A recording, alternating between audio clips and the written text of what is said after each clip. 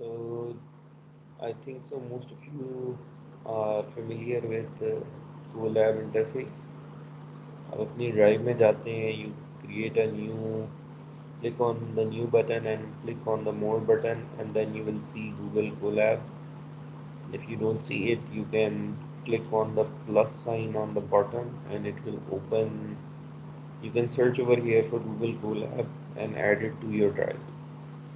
And then you can, once your new file is ready, let me create a new notebook.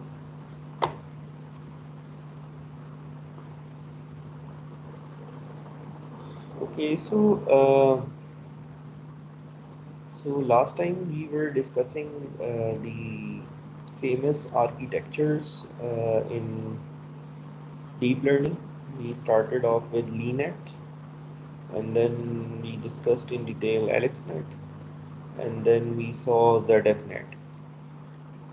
So there are few other very famous architectures that we will discuss later on, but now what we need to do is we need to start implementing the network, uh, our own network.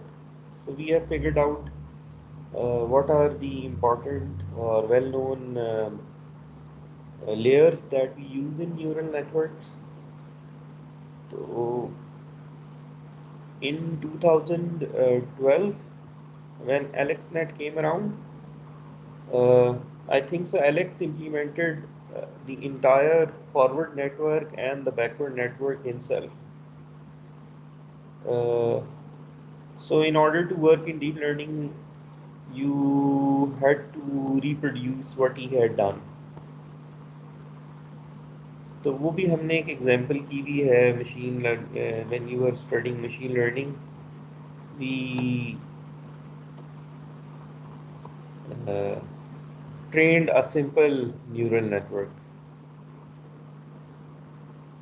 So we know all the equations, but in order to implement them, it takes time. So after AlexNet, I think so. After AlexNet, new libraries came out, which helped you to build your own neural network. So before 2012, most of the research code was available in the form in MATLAB. So if you were doing research in vision, computer vision, people would share their MATLAB codes. But 2012 was the time when MATLAB lost its superiority. Uh, you needed to build a deep network to publish research or design new things based on deep learning. Or MATLAB was slightly slower in that case. So, and since MATLAB was slower in providing helper functions for this deep learning, people started using other tools. So the first initial library was called Caffe. It was Linux based. So you had to know how to operate in Linux environment. But and in around 2012, 2013, you didn't have a flood of deep learning papers. कुछ लोगों की करनी आती थी, कुछ लोगों को implement करना आ गया था neural network. तो सिर्फ only those people were implementing it. And then there was this group who shared the first library. I think so. It was Caffe. It was Linux based, and they designed few tutorials that if you want to make your own neural network, please see these few examples and try to build your own network. So it was very difficult for young researchers, graduate students. First, they needed to understand what is this deep learning, and then most of them had to reproduce what Alex had done. So that was 2012 and 13. It was 18 years, 8 years ago. Uh, then around 2000, I think so 14, 15, people started providing libraries. specialized for deep learning, and we saw two of them in the introduction when we were going through the introduction of our lecture. One was TensorFlow and the other was this PyTorch. So today we will go through the basics of PyTorch. We will implement the simple equations and see how it is different to MATLAB. And you will see that uh, it's not very different to Python, and it's not very difficult to use it to understand its basics. So this is our goal. Uh, so in 2012, MATLAB lost its charm in the research and the academic community. This is my personal opinion. Everybody wanted to implement deep networks, and they had to use other platforms. But recently, I have seen that in 2018 or maybe 2019, again, MATLAB has started providing toolboxes for all the famous, well-known algorithms in vision and machine learning. So maybe MATLAB takes its uh, place back in the academic community. पहले सिर्फ MATLAB वाली files मिला करती थी। अगर आपने आपने under graduate जब किया होगा तो some of you only used MATLAB for multiple courses like signal processing or digital systems, filter design. So, so this was a very tough times for young researchers. They had to learn new tools as well. And now things have become slightly easier. For example, you just type something on YouTube, and for example, I will share the link of this tutorial. Now things have become so easy that you just type something on Google and YouTube and you get a very detailed description on how to use it. I still believe that MATLAB is still a better choice. It's my personal opinion. Sometimes because their help is clear as compared to other tools. So once you are stuck and you don't know how the function works, then you can really look into their help, and they provide examples, uh, simple examples to start using it.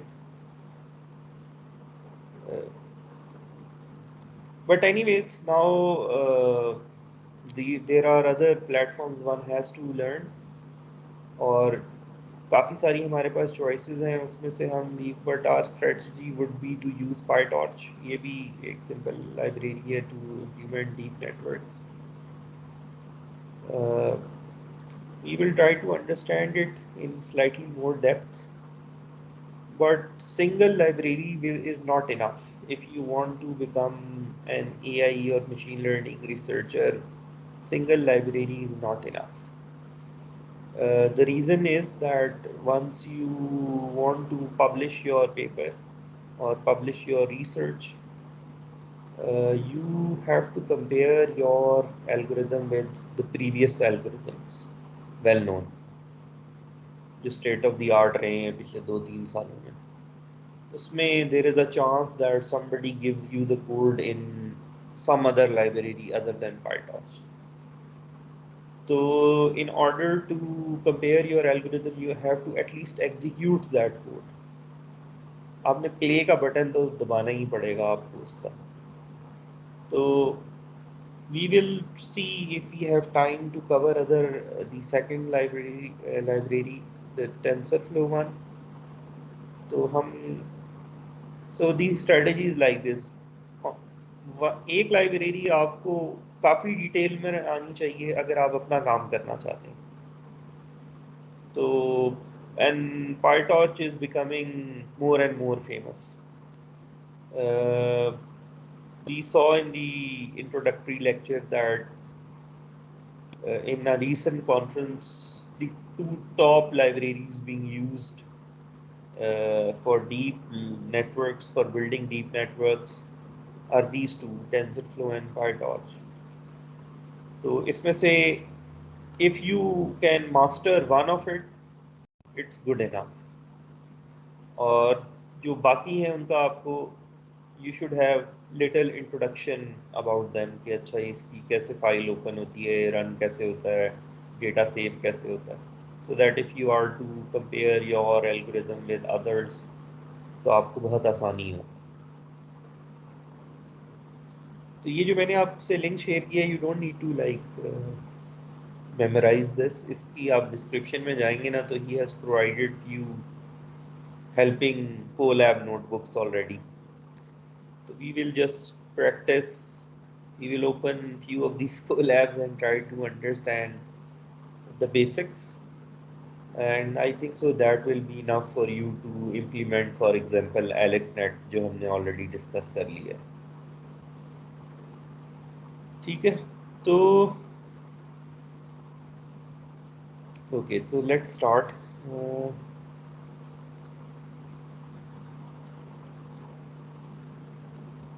This is the basic package we need, Torch. So you should import Torch, and let's intro.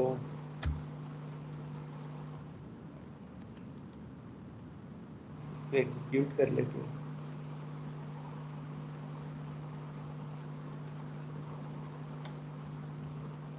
So this is the main library that we'll be using, and then here is how you create a tensor.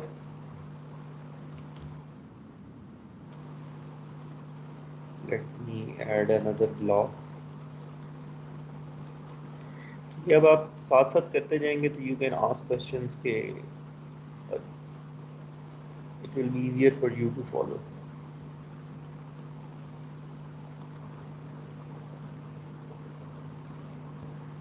अच्छा, हमने देख लिया था कि जब हम ये different networks देख रहे थे उसमें मेनली हमारी जो इनपुट है वो इमेजेस होंगे, और इमेजेस ग्रे स्केल में अगर हैं, एमनेस्ट डेटा है तो it will be 2D, input will be 2D, और जो हमारी कन्वोल्यूशनल लेयर्स होंगी depending upon the number of filters we apply we will have 3D volumes. तो बेसिकली हमने 2D और 3D जो है वो वेरिएबल्स क्रिएट करने। तो ये यहाँ पे सिंपल एक वेरिएबल क्रिएट हो गया है T1 जिसकी वैल्यू 4 है। जिस तरह पाइथन में आप बाकी वेरिएबल्स क्रिएट करते हैं आप यहाँ पे भी कर सकते हैं। लेट्स से इसको मैं यहाँ लिखता हूँ, मैं एक 2D एरे बनाना चाहता हूँ, लेट्स से जिसमें 2 रोज हों और 3 कॉलम्स हों। तो इसको T1 हम कह देते हैं। तो किस तरह बनता था पाइथन में 2D एरे लिया,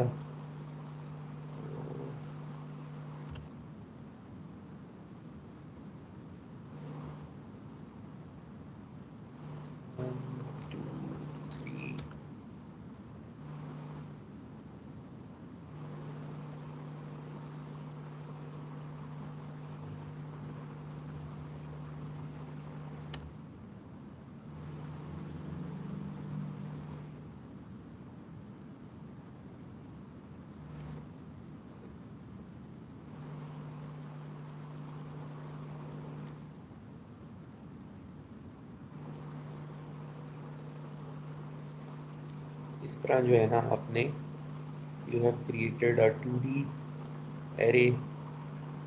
और ये जो डॉट होता है ये बेसिकली यही होता है कि आप बताना चाहते हैं कि I want to work with floating point numbers. Similarly you can create a 3D array. तो जो आपकी एलेक्स नेट में आप अगर देखें तो the output of your convolutional layers is a 3D matrix.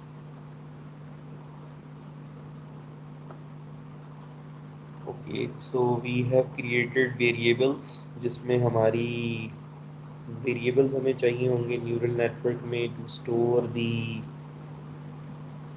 Data, input data, और हमें वेरिएबल चाहिए होगा टू स्टोर दी वेट्स या पैरामीटर्स ऑफ आवर नेटवर्क। हम देख लेते हैं वो वाला नेटवर्क जो हमने ऑलरेडी सॉल्व किया हुआ by hand. Let's see, this is the famous network, और ये जो है वो कैलकुलेशंस हैं जो आपने खुद की थी हाथ से। तो we will today try to see के how can this library help us calculate all these values। तो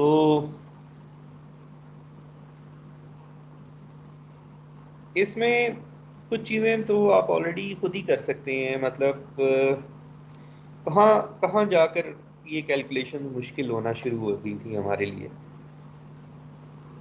हम हर न्यूरॉन की आउटपुट कैलकुलेट करते थे, फिर एरर आ जाता था, टोटल एरर हमने कैलकुलेट कर दिया था और हमने फिर वेट्स को अपडेट करना था। तो यहाँ पे जो है ना, जब वेट्स को अपडेट आपने करना शुरू किया तो you had to calculate the derivative. तो वो थोड़ा जो है ना ज़रा हमारे लिए कैलकुलेशंस मुश्किल हो गई थी, और अगर हमारा नेटवर्क जो है वो उसमें ज़्यादा हिडन लेयर्स होंगी तो फिर वो जो चेन रूल हम यूज़ कर रहे थे started to become slightly challenging. ठीक है, तो जो आपके एग्ज़ाम में नेटवर्क था वो तो शायद इससे भी थोड़ा बड़ा था। So we will see today that this library will help us calculate these derivatives for us। हम सिर्फ नेट और आउट की वैल्यूज लिखेंगे और बाकी सारे जो डेरिवेटिव्स हैं वो ये लाइब्रेरी हमें कैलकुलेट करके दे देगी। And if this is the case, if it is possible, then बस फिर तो हमने फॉरवर्ड की इक्वेशंस लिखनी है विच आर वेरी सिंपल।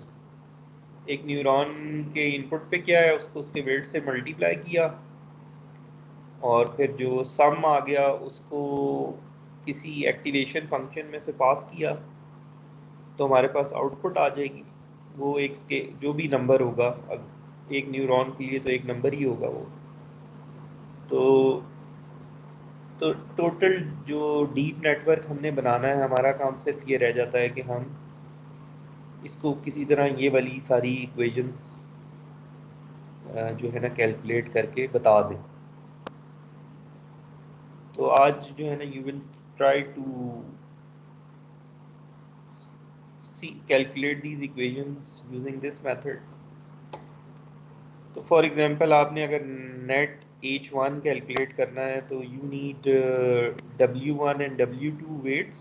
ये आपके वेट्स होंगे क्योंकि शुरू में आपने रैंडम गेस किए हुए थे, और ये I1 और I2 आउटपुट होगी। G1 भी एक वेरिएबल होगा जिसमें आपने बायस टर्म रखी हुई है।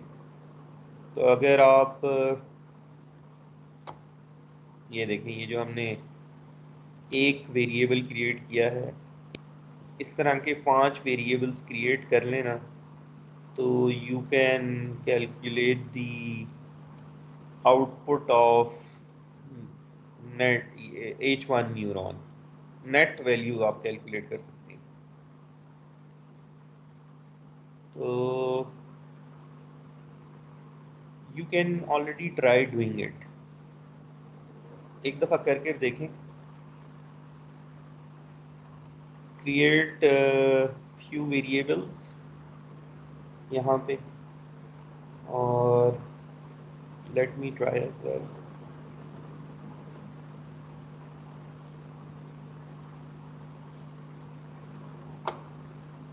तो लेट्स से मैं कहता हूँ कि 1 is equals to b 1 plus, ये मैंने एक इक्वेशन लिख ली है यूजिंग 2 वेरिएबल्स। ये तो खैर मेरा मैट्रिक्स है, ये तो ऐड नहीं होगा, मुझे एक और क्रिएट करना पड़ेगा।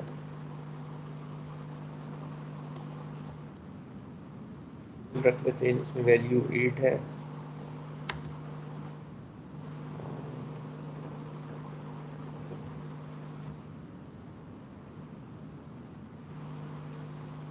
इसमें 8 आ गई वैल्यू, इसमें 4 आ गई, और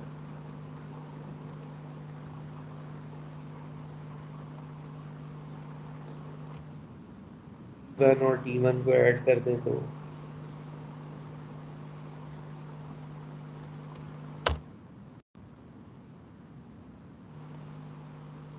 12 आ गई। So this is not any different to simple Python variables, how you operate with them। ठीक है, तो अभी इसके बाद जो है, you can check the data type of your tensor, कि फ्लोटिंग है या कोई और डेटा टाइप है। तो हम चेक कर लेते हैं अपनी, आमतौर पे हमारे जो वेट्स होंगे they will not be integers, they will be whole numbers, whole floating numbers। तो यहाँ पे हम D1 का ना चेक कर लेते हैं data type, D1 data type says float. अगर हम यहाँ डॉट ना लिखते तो फिर क्या होता?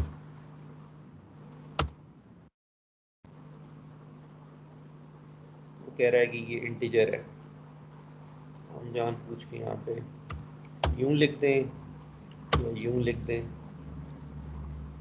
ये एक फ्लोट होगा। ठीक है,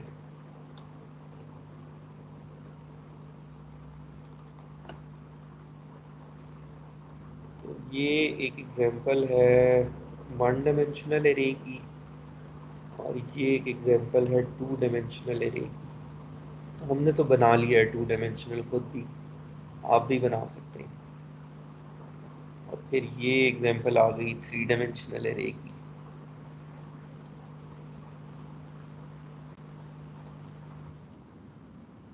थ्री डायमेंशनल एरे,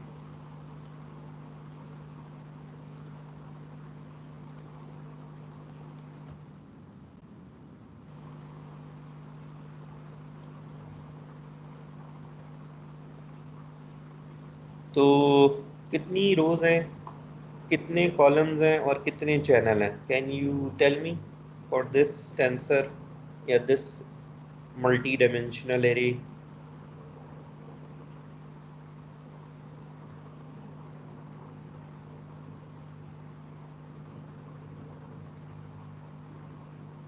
दो रोज दो columns.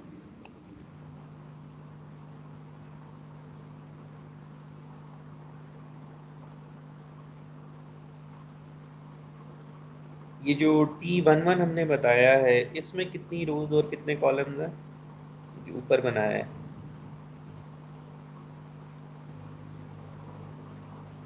Two rows three columns. तो टू रोज और थ्री कॉलम्स। और ये जो नीचे हमने बनाया है, इसमें ये है कि वही चीज़ रिपीट हो रही है दो दफ़ा। तो इसका मतलब है हमारे पास दो चैनल हैं, और हर चैनल में दो रोज हैं और तीन कॉलम्स हैं।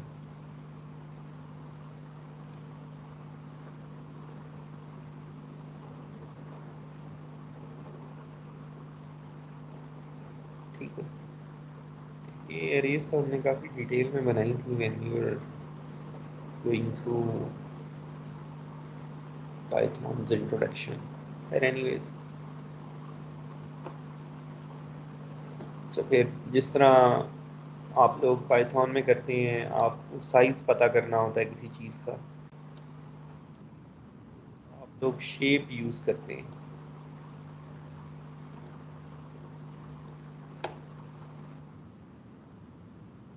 तो ये क्या वैल्यूज़ होंगी अगर हमें 3 डायमेंशनल हमारा टेंसर था ना, तो जब T4 जो था वो 3 डायमेंशनल था, तो जब हम करेंगे T4 डॉट शेप, तो A की क्या वैल्यू आएगी, B की क्या वैल्यू आएगी और C की क्या वैल्यू आएगी?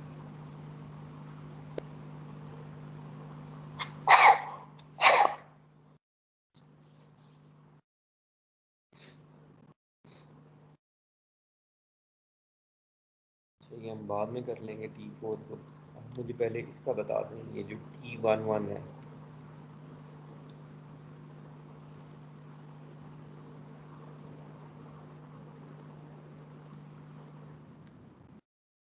T11 सर के number of dimensions rows and columns मिल जाएंगी हमें शेप लिखने से T11 की। अच्छा, तो A में क्या चीज़ आएगी और B में क्या चीज़ आएगी?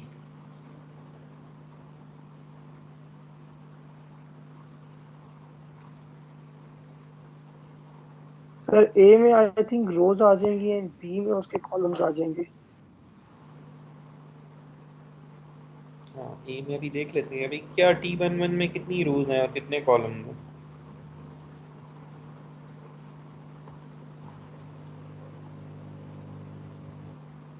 Sir, 2 rows, 3 columns. Yes sir. तो ये 2 रोज और 3 कॉलम्स हैं। फिर now comes the interesting part, ये T4 में क्या होगा?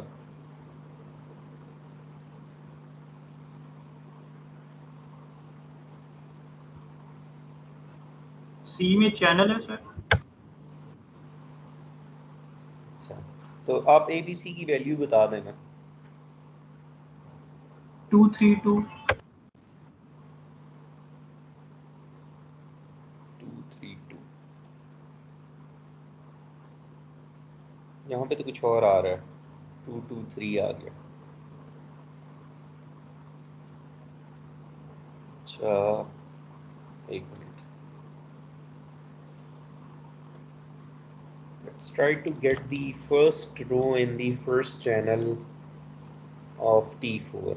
तो क्या चीज़ की जाए, लिखते हैं पाइथन में आप कैसे लिखते थे? T4 होता था, स्क्वायर ब्रैकेट होती थी, तो Semicolon होता था शायद। ठीक है, तो अब हमने 3 इंडेक्स देने हैं ना, तो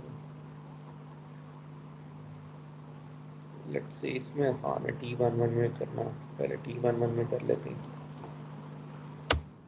तो let's say I try to print the I want to get all the values in the first row, तो क्या लिखूं यहाँ पे? फिर 0, colon. 0, colon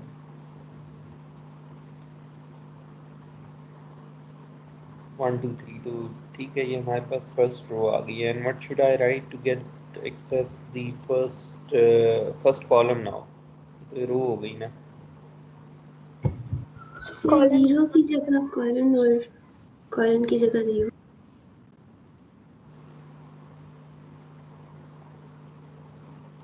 okay, that is fine.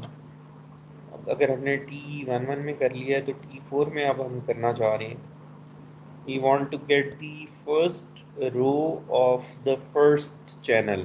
अब क्या लिखें?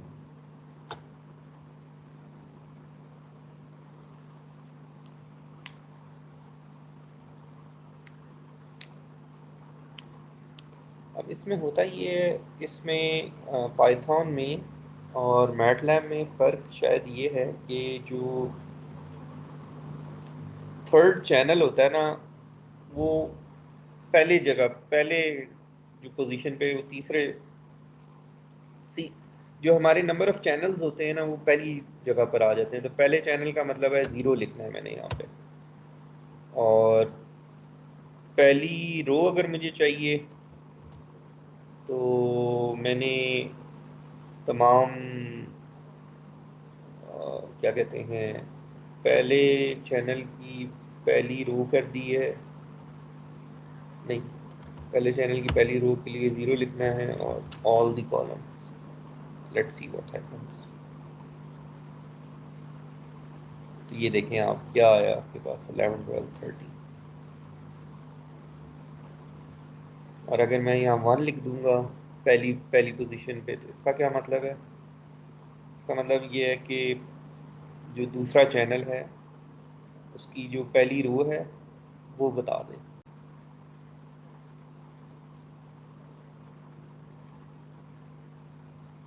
तो बस ये थोड़ा सा एक डिफरेंस था जो कि हमें इन एन डायमेंशनल एरेज याद रखना पड़ेगा कि ये जो पहले इंडेक्स पे आप लिख रहे होते हैं ना, ये जो चैनल होते हैं, और अगर 4th डायमेंशनल आपके पास कोई टेंसर है तो उसमें जो है ये जो लास्ट 2 आपके पास पोजीशंस है ना, ये रो और कॉलम है, और फिर ये जो थर्ड हो गया ये हो गया चैनल, और फिर जो नेक्स्ट इंडेक्स होगा वो उससे हायर डायमेंशनल जो भी हमारे पास होगा। तो इस वजह से T4 में 2 चैनल हैं, तो A2 प्रिंट हुआ है और B2 प्रिंट हुआ है और C जो है ना वो 3 प्रिंट हुआ है। तो up till now there is not much difference from standard जो आप पाइथन करते रहे हैं, जो आपने असाइनमेंट्स की हैं फर्स्ट सेमेस्टर में और अभी, तो nothing to be afraid of this PyTorch। तो अच्छा, शेप हमने पता चला ली है, स्पेसिफिक आइटम हमने एक्सेस कर लिया है। अच्छा, आप एरे जो है ना वो नहीं बना सकते इम्प्रॉपर शेप से कि एक रो में जो है वो 3 कॉलम्स हों और अगले रो में 2 हों और फिर अगली रो में 2 हों। This you can't do, but I was wondering who would want to do it.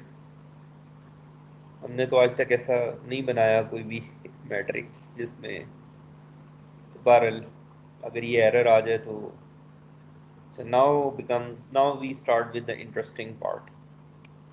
तो हमने वेरिएबल्स क्रिएट कर दिए हैं, टॉर्च डॉट टेंसर यूज़ करते हैं ना आप, तो आप स्केलर्स भी बना सकते हैं, आप 1 डायमेंशनल एरे भी बना सकते हैं, और आप 2 डायमेंशनल भी बना सकते हैं, और आप n डायमेंशनल भी बना सकते हैं। तो अभी जो है जो करंट एग्जांपल है आपके सामने उसमें basically you want to implement this equation y equals to wx plus b। तो एक आपको वेरिएबल चाहिए w की वैल्यू स्टोर करने के लिए, और एक x की स्टोर करने के लिए, और एक b की। तो आप ये तीनों जो हैं 3 वेरिएबल्स बना लें, w x और b। अच्छा, उसके बाद ये जब हमारा सिंपल अरिथमेटिक हो जाएगा तो हम चाहेंगे, हमारी ख्वाहिश है उसके बाद कि हम डेरिवेटिव, तो y depends on w and y depends on b। x is the input, और जो पैरामीटर हैं अगर हम सिंपल एक लाइन फिट करना चाह रहे थे अपने डेटा में, तो x हमारी इनपुट है, और जो 2 पैरामीटर्स हैं हमारी लाइन के वो हैं w और b, जिसको आप थीटा नॉट और थीटा 1 कहते रहे हैं अभी तक। तो if this y depends on w and b, तो बाद में अगर कभी हमें डेरिवेटिव कैलकुलेट करना पड़े तो वी माइट नीड पूरी चेन रूल में आप पहले करते हैं total error depends on output, output depends on net. तो बेसिकली जो इक्वेशंस होती हैं वन बाय वन एक एक इक्वेशन को आप सॉल्व कर रहे होते हैं। तो इस इक्वेशन में y depends on w and b, so you need to calculate the derivative of y with respect to w and the derivative of y with respect to b।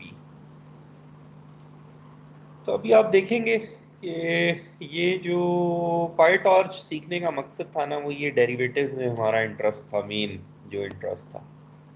ये हम सिर्फ ये इक्वेशन लिखेंगे और वेरिएबल्स की values बताएंगे, और ये डेरिवेटिव जो है ना, एक तो हमें वैल्यू कैलकुलेट करके देगा और फिर हमें derivative of y with respect to w भी कैलकुलेट करके देगा और derivative of y with respect to b भी कैलकुलेट करके देगा।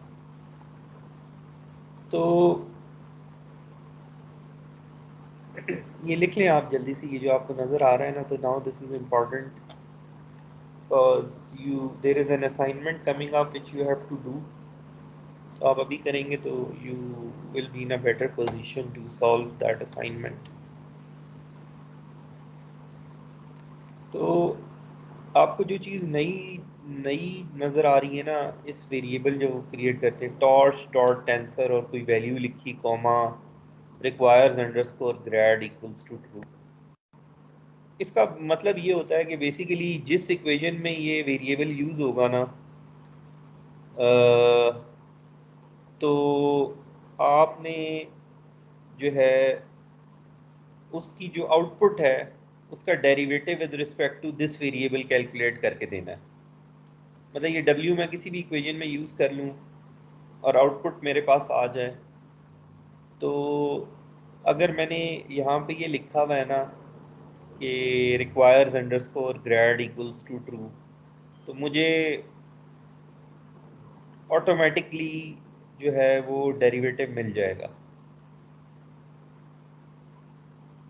जिस उस इक्वेशन का विद रिस्पेक्ट टू w। जिस भी इक्वेशन में मैंने w यूज़ किया था ना, उस इक्वेशन का derivative with respect to w मुझे कैलकुलेट करके दे देगी ये लाइब्रेरी।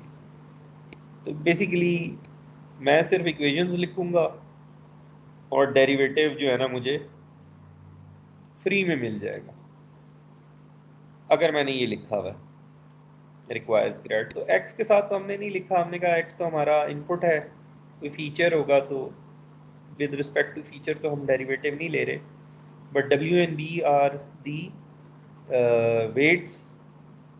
तो हमें सिर्फ वेट्स को अपडेट करना होता है, तो हम सिर्फ ये चीज़ यहाँ लिख देते हैं। तो before we ask PyTorch to calculate the derivative, आप ज़रा कर बताएं मुझे derivative of y with respect to w क्या होगा।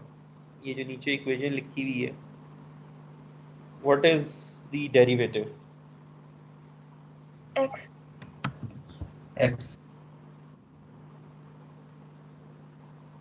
x होगा। तो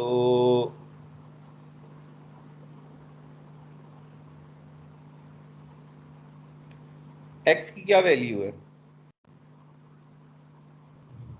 3 3। तो अब हम देखते हैं कि जब हम with respect to w derivative calculate करते हैं ना यूजिंग PyTorch, तो उसको हमें 3 बताना चाहिए।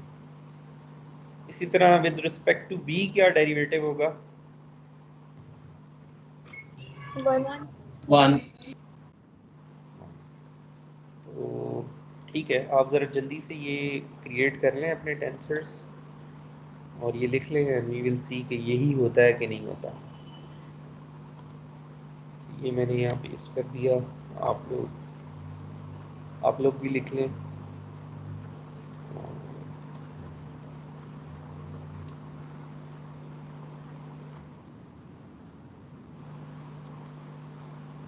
और कोड लिख लेते हैं यहाँ पे।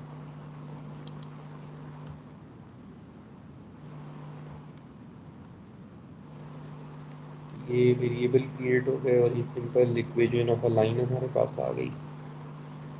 अच्छा, तो इसने हमें y की वैल्यू कैलकुलेट करके बता दी है। हम y प्रिंट कर रहे थे यहाँ पे।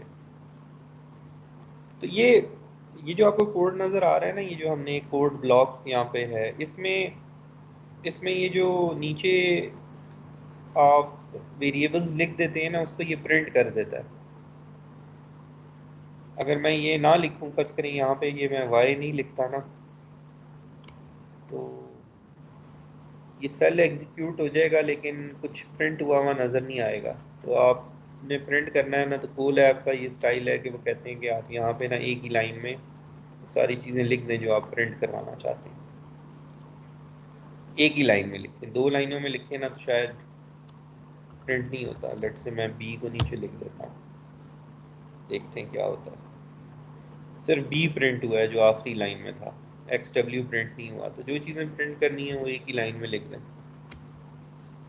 एक तो ये कोल ऐप का तरीका है ये।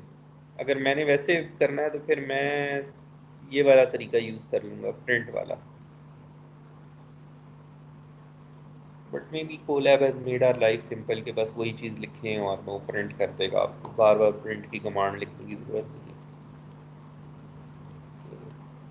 There is nothing special about writing this. ये नहीं भी लिखेंगे ना तो भी एक्स डब्ल्यू और बी वेरिएबल आपके बन चुके हैं। ये सिर्फ आप प्रिंट करके देखने के लिए कर रहे हैं।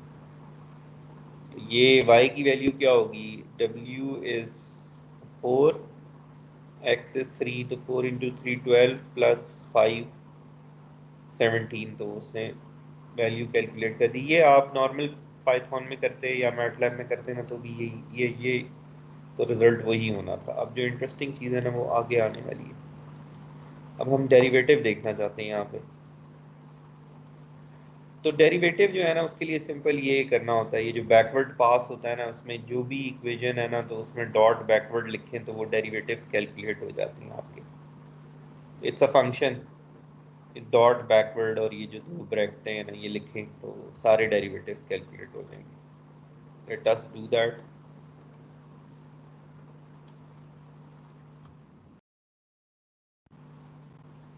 अच्छा, डेरिवेटिव्स कैलकुलेट हो गए और अब हम देखना चाहते हैं कि किधर है वो डेरिवेटिव।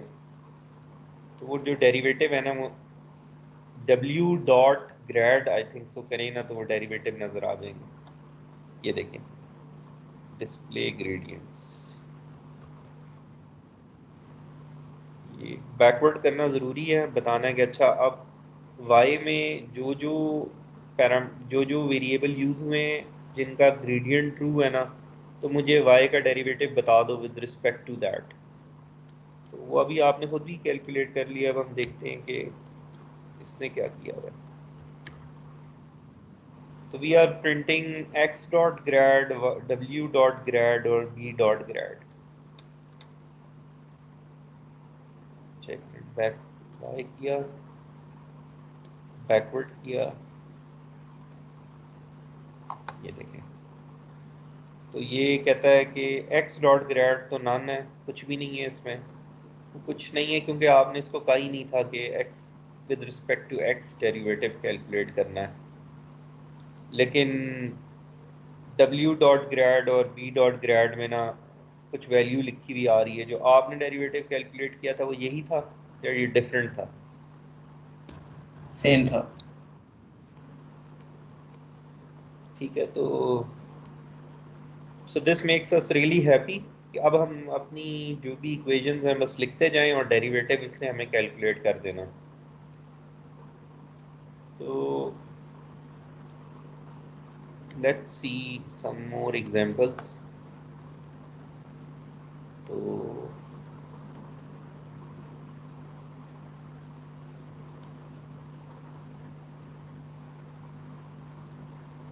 अच्छा, एक एग्जांपल ये करके देख लेते हैं।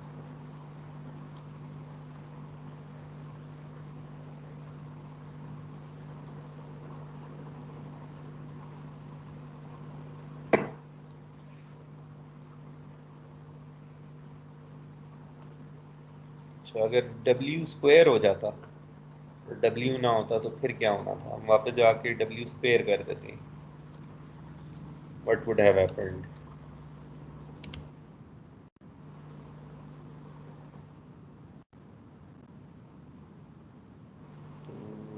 इसको दोबारा से आप ये क्रिएट करें अपने वेरिएबल्स, और ये अब y है, y की नई वैल्यू 53 है। अब नया वाला डेरिवेटिव आप बता सकते हैं y का with respect to w and with respect to b।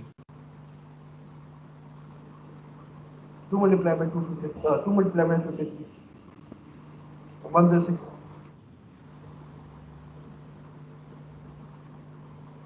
Derivative तो ये नहीं होगा ना 106। x और w और b की वैल्यू देखें क्या है, और with respect to w calculate करना है तो 2 into w into x, 2w क्योंकि सर w वो स्क्वायर x प्लस b है ना।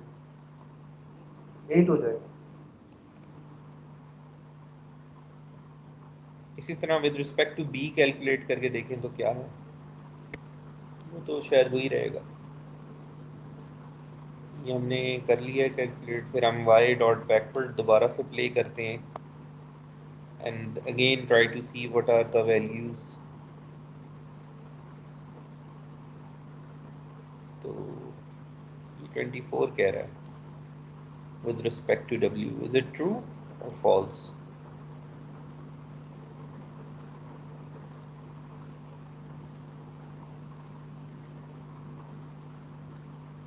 एक दफा दोबारा करके देखें, यही आता है with respect to b, तो it still says it's 1।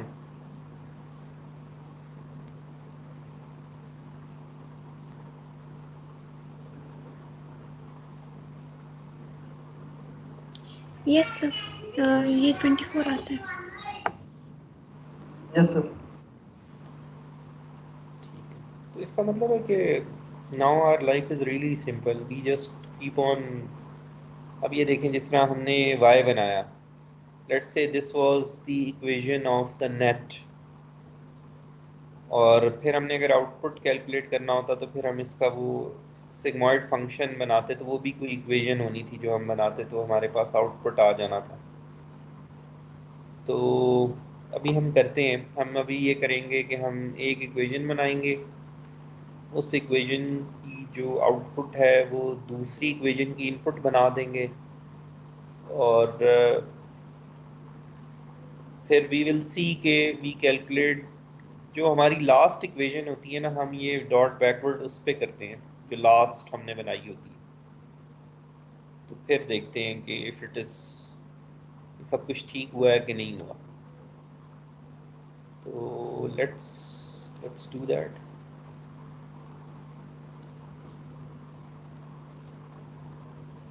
तो ये हमने कर लिया है।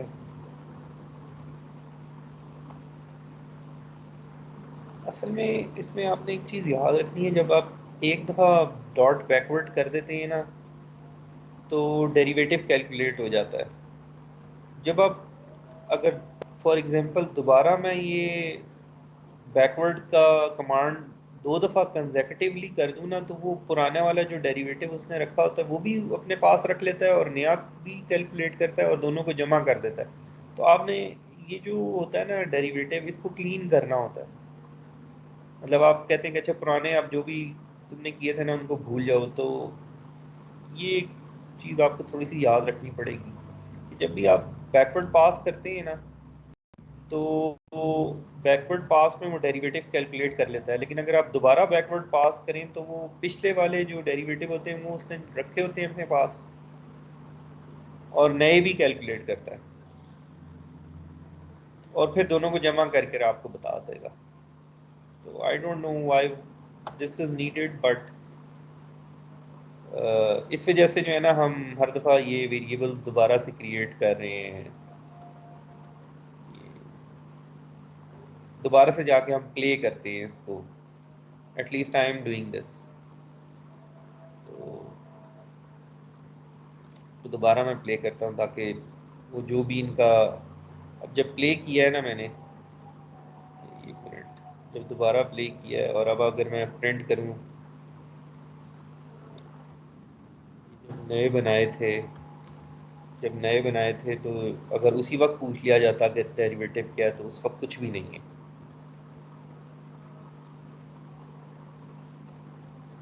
तो अगर एक दफ़ा बैकवर्ड कर दिया है तो उसके बाद आप प्रिंट करेंगे तो कोई ना कोई वैल्यू प्रिंट होगी। तो अगर आप दोबारा बैकवर्ड कर देंगे विदाउट क्लीनिंग देम तो वो पिछले भी याद रखेगा और अगले भी ऐड कर देगा। तो आपने बस ये याद रखना है कि before doing the backward pass again you just need to clear the dot grad thing. वो भी हम देखते हैं कैसे होता है। तो अब जो पीछे था वो तो छोड़ दे, बस फॉरगेट अबाउट इट। अब दोबारा से क्रिएट करते हैं इक्वेशंस। यहाँ पे मैंने बना के रखी हुई, मे बी दिस वन। ये देखें, ये हमारे वेरिएबल्स आ गए। उसके बाद हमारी ये पहले वाली इक्वेशन आ गई, y इक्वल्स टू डब्ल्यू एक्स प्लस बी। उसके बाद हमने कहा कि ये this equation becomes the input of another equation which is very simple. w1 multiplied by y is y1। तो और उसके बाद फिर y2 is w2 into y1। इसको प्लस y को रहने देते हैं। तो क्या हुआ हमारे पास, अगर मैं इसको ड्रॉ करना चाहूँ तो मेरे पास एक आ गया इनपुट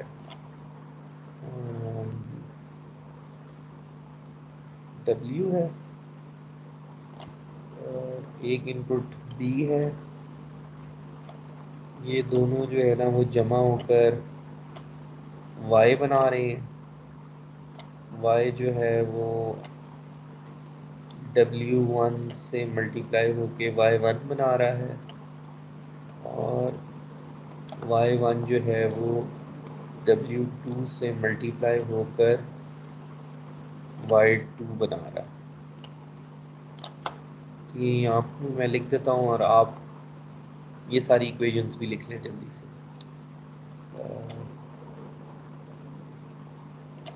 सॉरी, जो भी मेरे से ये W यहाँ पे होगा और इधर जो है ना वो X होगा।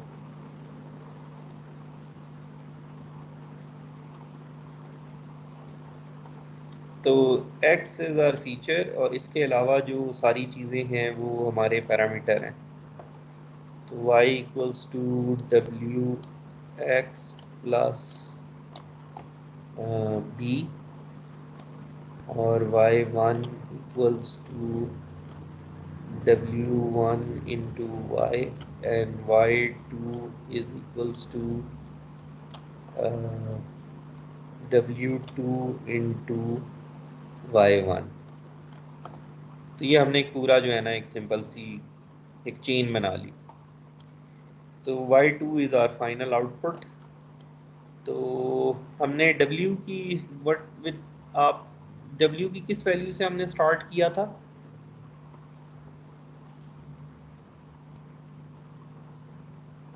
क्या? अच्छा, यहाँ पे मैं लिख देता हूँ ना वैल्यूज। w was 4, x क्या था 3 Yes. और b क्या था 5। b 5 था। तो ये हो गया 4 इंटू 12 प्लस 5 17। और लेट्स से कि w1 की भी वैल्यू इनिशियल गैसेस 2 और w2 का भी इनिशियल गैसेस 2।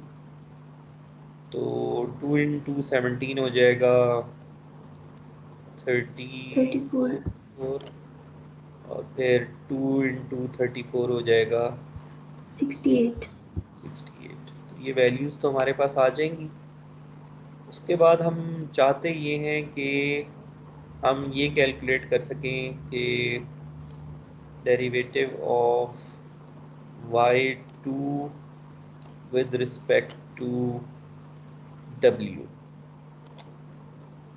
लेट्स से, या w1 या w2। तो y2 is your final output और हम ये देखना चाहते हैं कि how does the final output depend on w and w1 and w2 and b। तो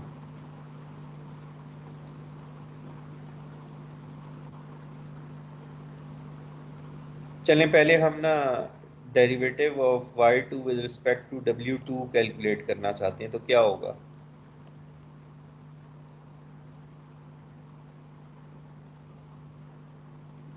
y1 और y, ये देखें ना, इस इक्वेशन नंबर 3 का डेरिवेटिव अगर हम लें विद रिस्पेक्ट टू w2 तो आपके पास y1 बच जाता है। और y1 की क्या वैल्यू है?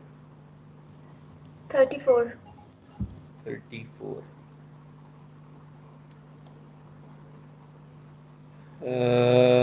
इसी तरह derivative of y2 with respect to w1 क्या होगा? ये बता सकते हैं आप? Derivative of y2 with respect to w1।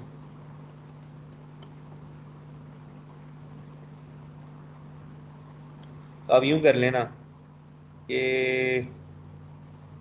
y2 depends on y1 and y1 depends on y2। W1।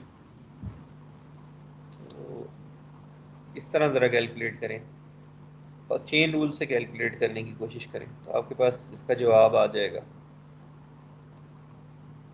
क्या वैल्यू होगी कैलकुलेट करके बताएं।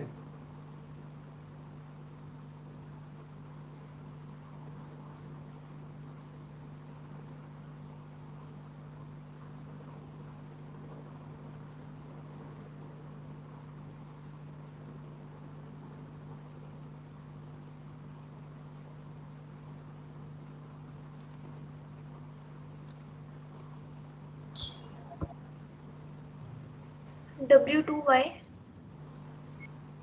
हाँ तो 34 ही आ रहा है सर। 34 आ रहा है। Yes sir.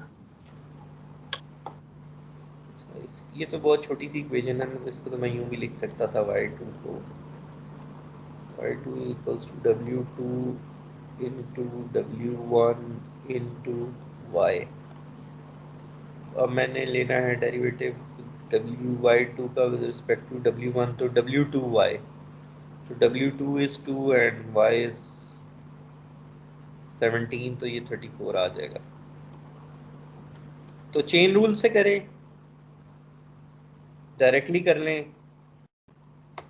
तो 34 ही आता है। और अब आप कैलकुलेट करें y2 का derivative with respect to w।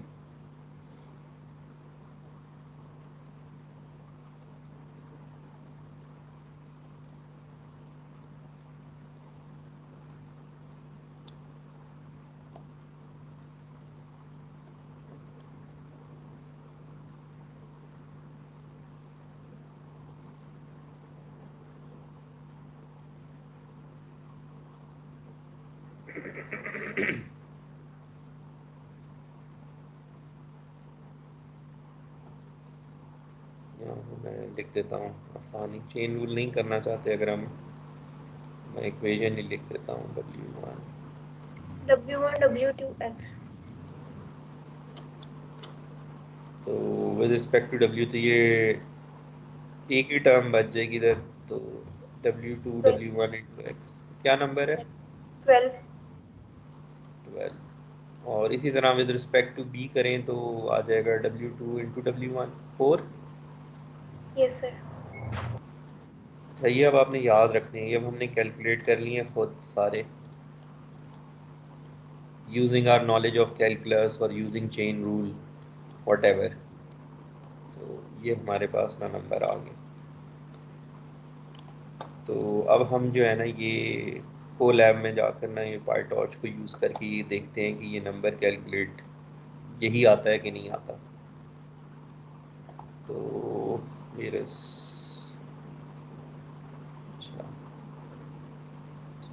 कर लेते हैं। तो पहले टेबल क्रिएट किए, इसमें बताया कि W और B, जिस भी इक्वेशन में W और B यूज़ होना, आपने उस इक्वेशन का डेरिवेटिव कैलकुलेट करना है विद रिस्पेक्ट टू W और B। उसके बाद पहली वाली इक्वेशन आ गई,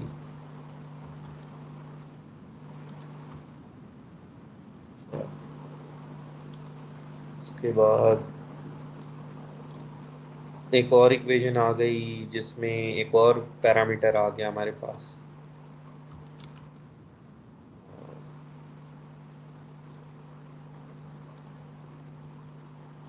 उसके बाद हमारे पास एक और इक्वेशन आ गई, उसमें एक और पैरामीटर आ गया। लेट्स सी, ये हमने इनिशियलाइज किए, y वॉज 17 आ गया, w1 की वैल्यू हमने 2 रख दी, तो y1 हो गया 68 या 34 हो गया y1, और w2 की भी वैल्यू हमने 2 रख दी, तो y2 हो गया 68। अच्छा,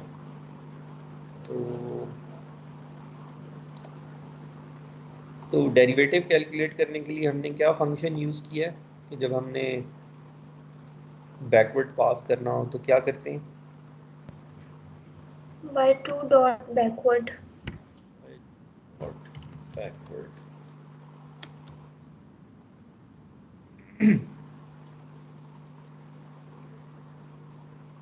तो बाय 2 डॉट बैकवर्ड कर दिया हमने, और अब हमने हर वेरिएबल से जाकर पूछना है कि आप ज़रा बताएं कि क्या वैल्यूज़ आई हैं।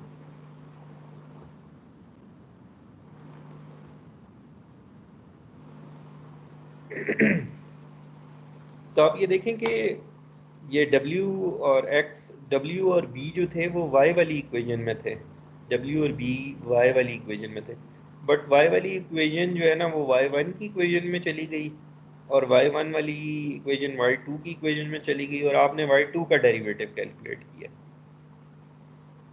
तो अब इस जो लाइब्रेरियन है इसको पता होता है कि आपने फाइनली जो कैलकुलेट किया है वो y2 है, फाइनली जो आपने कैलकुलेट किया है वो y1 नहीं है। अब जब आप W का डॉट ग्रेड जाकर देखेंगे ना, तो वो जो फाइनल इक्वेशन है जिस पे आपने बैकवर्ड अप्लाई किया है उसका डेरिवेटिव होगा विद रिस्पेक्ट टू W। तो y डॉट बैकवर्ड हमने किया है, एक दफ़ा दो दफ़ा नहीं करना चाहता मैं।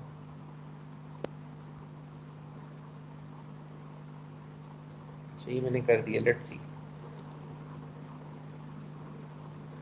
तो ये हमारे पास वैल्यूज़ आई हैं। Derivative with respect to W is 12, derivative with respect to B is 4, with respect to X is none, with respect to W1 and W2 is 34. Is it right? ये था या कुछ और था हमारे पास रिजल्ट? Sir, same thing.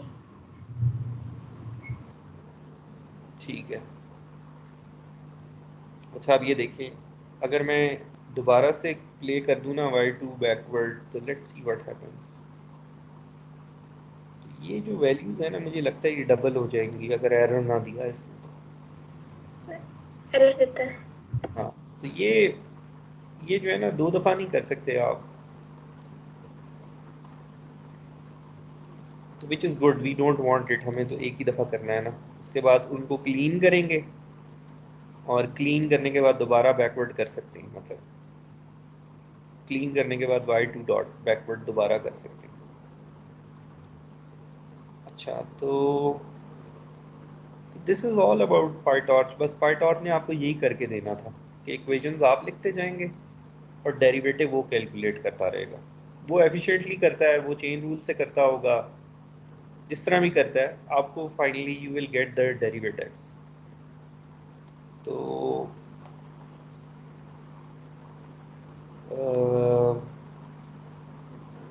अच्छा, अब अगर आपको करना पड़े, ये जो नेटवर्क आपने अपने हाथ से सॉल्व किया था, तो can you calculate these net equations?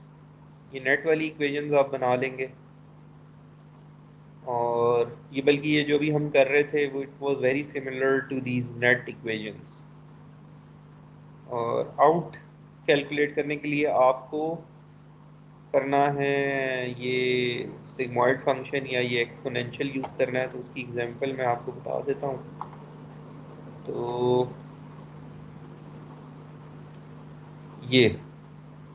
अ, ये होता है तरीका पाई टॉर्च में एक्सपोनेंशियल बनाने का।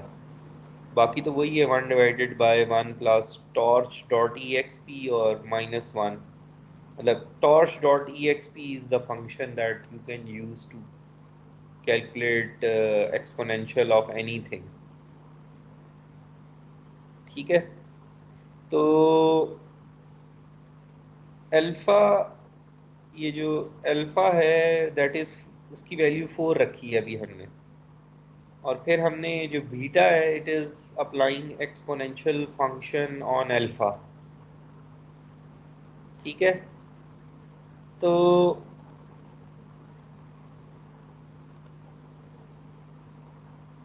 तो बीटा की क्या वैल्यू होगी अगर हमने सब कुछ ठीक कर दिया तो ये ज़रा बताएं बीटा की वैल्यू क्या होगी। और अगर मैंने डेरिवेटिव लेना हो बीटा का विद रिस्पेक्ट टू अल्फ़ा तो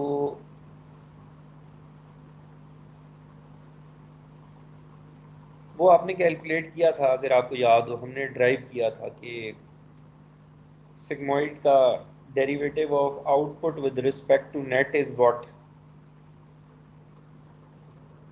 याद है आपको? Beta into beta -1।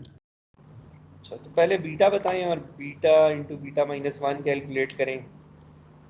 तो पाइटॉर से फिर हम बीटा डॉट बैकवर्ड कैलकुलेट करके देखेंगे कि क्या दोनों एक जैसे आते हैं कि नहीं।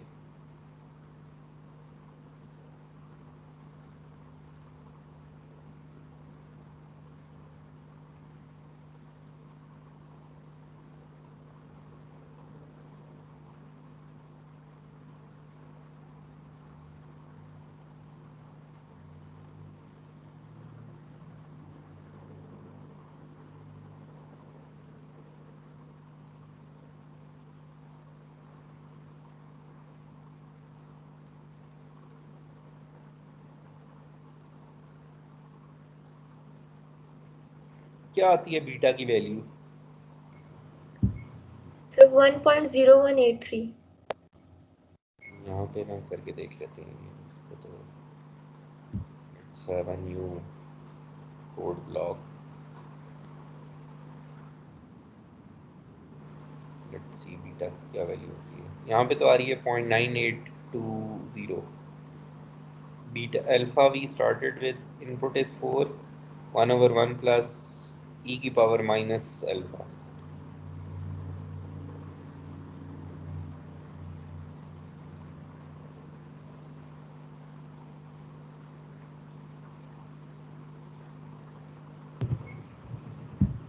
Yes sir 0.982। अच्छा, उसके बाद जो है ना हम डेरिवेटिव ले लेते हैं और फिर हमें वैसे भी पता है इस बीटा इंटू 1 माइनस बीटा क्या होगा, वही डेरिवेटिव है ना बीटा का with respect to alpha. 0.0177। Beta dot backward हमने कर दिया है, फाइनल इक्वेशन जो थी वो हमने इसका बैकवर्ड कर दिया, तो अल्फा डॉट ग्रेड में ना डेरिवेटिव होगा of beta with respect to alpha.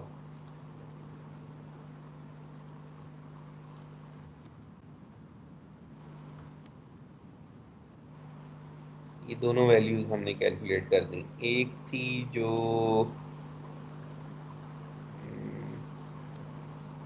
ये देखें, एक अल्फा डॉट ग्रेड में थी वो भी 0.0177 है, और जो हमने कैलकुलेट किया वो भी 0.0177 है।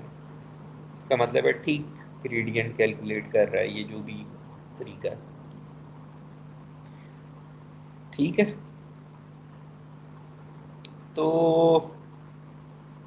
सो we are almost done with the introduction of PyTorch. अब आपकी जो फर्स्ट असाइनमेंट है उसमें आपने करना ये है कि ये जो हमारा नेटवर्क था इसकी सारी इक्वेशंस आप यहाँ लिखेंगे और पहले नेट वैल्यूज़ कैलकुलेट करें, फिर आउट वैल्यूज़ कैलकुलेट करें, और यही स्टार्ट विद दीज वैल्यूज। ये W1 के लिए 0.15 यूज की थी हमने,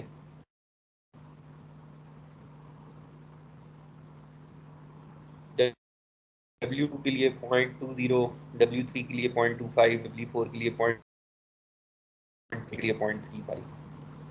तो start with these values and finally आप जो है वो टोटल एरर कैलकुलेट कर लें। तो टोटल एरर कैसे कैलकुलेट होगा? इक्वेशन ये होगी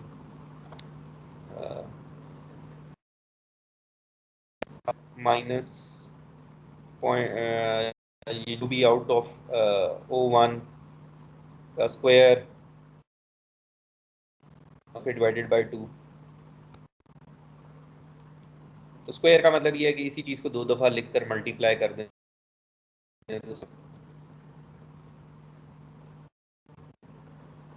या वैसे पाइथन में आपने किसी वेरिएबल का स्क्वायर करना हो तो आप क्या करते हैं? क्या क्या यूज करते हैं? तो स्क्वायर की कमांड यूज कर लेते हैं, स्क्वायर की कमांड में ब्रैकेट में वो दे देते हैं वैल्यू। जी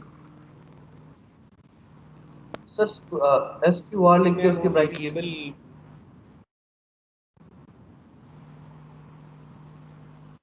वो तो स्क्वायर रूट नहीं करता। सर 2 दफा स्टेरिक लेके भी तो, और पावर में जो भी लिखना है वो लिख दें। हाँ, वो 2 दफा जो स्टेरिक लेके करते हैं ना वो करते हैं। मतलब x का स्क्वायर करना हो तो x स्टेरिक 2। इधर नहीं, हमारे पास काफी सारे वेरिएबल हैं यहाँ पे। लेट्स से हमारे पास अल्फा जो था वो क्या था, 4 था ना, तो हम प्रिंट करवा देते हैं अल्फा का स्क्वायर। अल्फा स्टेरिक 2, ये क्या वैल्यू आनी चाहिए यहाँ पे प्रिंट होकर? 16। 16।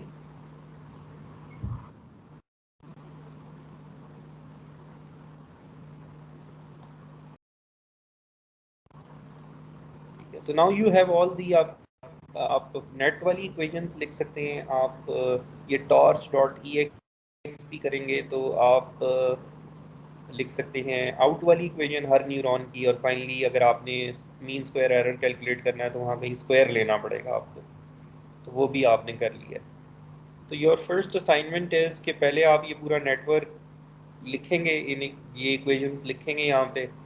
उसके बाद जो है ना आप टोटल एरर का बैकवर्ड कैलकुलेट करेंगे। तो आपके पास कितने पैरामीटर हैं? 1 2 3 4 5। ये W1 से W8 और B1 और B2। तो ये डेरिवेटिव आपने हाथ से तो कैलकुलेट किया था। तो अब आप जो है ना पाई टॉर्च का जो आउटपुट आया है ना वो कंपेयर करेंगे अपने डेरिवेटिव से। तो once you are done with that तो आपके पास डेरिवेटिव भी आ गया है और इनिशियल वेट्स भी आ गए हैं।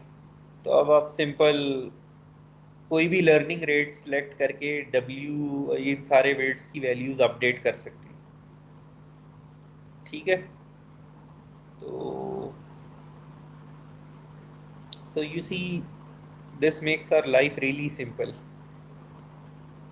अब अगर हमने ये डेरिवेटिव वाला पार्ट मुश्किल था हमारे लिए,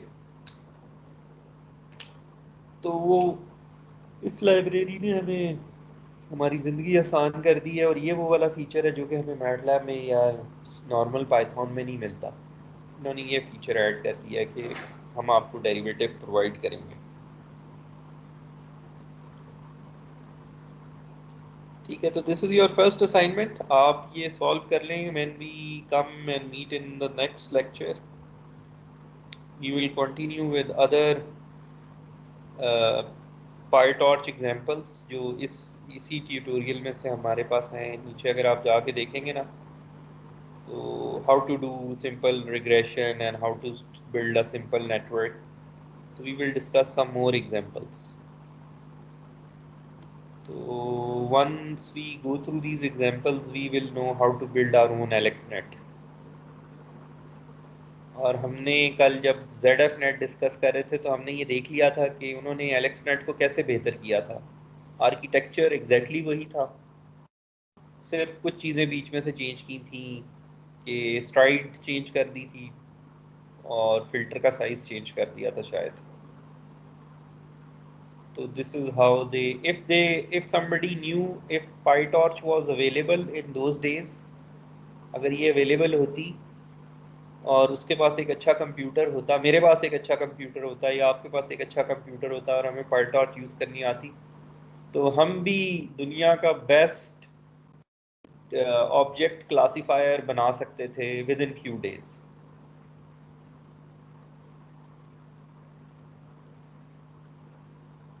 तो कोई वेरिएबल होगा उसमें उसने 4 यूज़ किया हुआ था एलेक्स ने, हम यहाँ पे 2 लिखते कि जी स्ट्राइड 2 की होनी चाहिए, तो हमारे पास जो है ना वो स्टेट ऑफ द आर्ट दुनिया का सबसे अच्छा ऑब्जेक्ट क्लासिफायर हमारा होना था।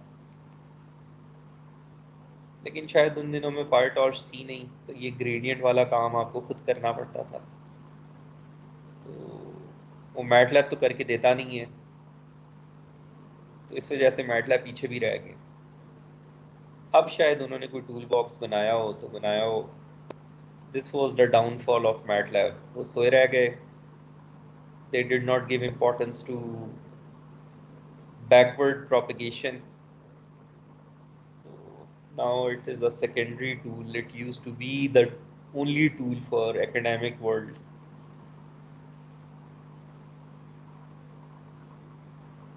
ठीक है, तो चलें, I think so it's time. I shared few ideas for the semester project. We will have one more extra lecture someday, मैं आपको बता दूंगा, तो we can discuss few other ideas related to deep learning. Then you can also start working on your semester project. Sir हम अपने किसी idea पे work कर सकते हैं ANN पे ही हो